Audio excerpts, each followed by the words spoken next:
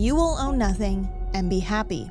A plan set in place that by 2030 we will be a world of renters, subscribers, and debtors. But that plan is coming true years ahead of schedule, as ownership is quietly being replaced all across America with access. But access comes at a cost. See, when you own nothing, it doesn't mean that everyone owns nothing.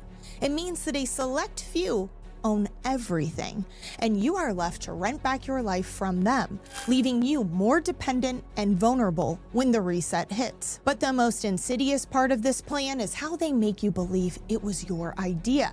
Don't believe me? Take housing. For decades, owning a home was the foundation of the American dream, but today it's out of reach, further out of reach than ever before. Not by accident, but by design. Private equity firms like Blackstone and BlackRock now account for 30% of single-family home purchases in the United States. These aren't apartment buildings or mega mansions. These are starter homes. And they're not buying them to flip. They are buying them to hold and to rent out. The same institutions that are now snatching up retail, restaurants, healthcare, consolidating ownership and making it more challenging than ever for young Americans to enter into home ownership.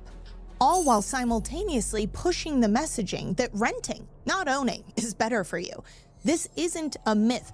Look it up online and you will see a startling uptick in the messaging around how renting is actually the key to freedom. Flexibility, convenience, and freedom are all the key words used to describe what it's like to not have a mortgage, to be a renter instead.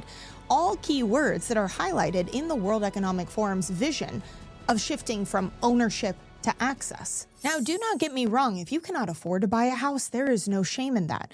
Many Americans today are barely scraping by, struggling to provide food for their families, let alone a down payment. But once again, this is not by accident. Inflation is not by accident. It is a choice. It is by design from those at the very top, because inflation, while it steals wealth from you, it also redistributes the wealth to those at the very top, to those who are positioned and ready to benefit from the inflation. Think about it. When people say that the middle class is disappearing, they don't mean literally. The middle class is shrinking as a tier in our society, but where are those people going? They're being pushed farther and farther down the ladder. More dependents, unable to keep up, barely scraping by, which makes sense given the continual devaluation of our dollar and the higher barrier to entry for ownership. Just look at home prices. If you look at 1976, the national median household income was $12,700, while the national median home price was $44,200, or roughly 3.5 times your annual salary. Not too shabby. But what about today? Well, in 2025, the median annual household income has jumped to about $83,000, or 6.5 times what it was in 1976, which is a pretty significant jump.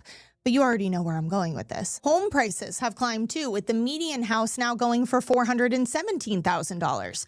A 9.5 jump, almost 10x jump from what it was in 1976, meaning it now takes roughly 5 times your